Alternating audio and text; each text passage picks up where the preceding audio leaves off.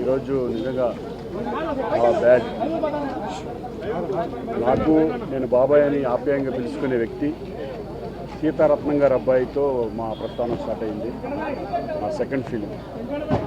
అక్కడి నుంచి ఎన్నో సినిమాలు ఆయనతో ఉన్న నాకు అనుబంధం కానీ ఒక ఫ్యామిలీ పర్సన్గా మొన్న కూడా ఈ మధ్య కూడా ఎప్పుడు కూడా ఫోన్లో మాట్లాడుకుంటూ ఆయన ఆరోగ్యం బాగోలేదు అని తెలిసి కూడా ఎప్పుడు మాట్లాడుతూ ఉంటాం.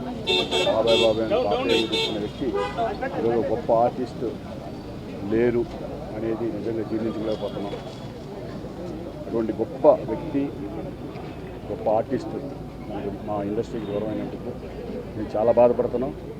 ఆయనకి ఆయన ఆత్మకి శాంతి చూపాలని మనస్ఫూర్తిగా భగవంతుడిని కోరుకుంటున్నాను. అలాగే వాళ్ళ కుటుంబ సభ్యులందరికీ కూడా నా ప్రగాఢ సానుభూతి తెలియజేస్తున్నాను.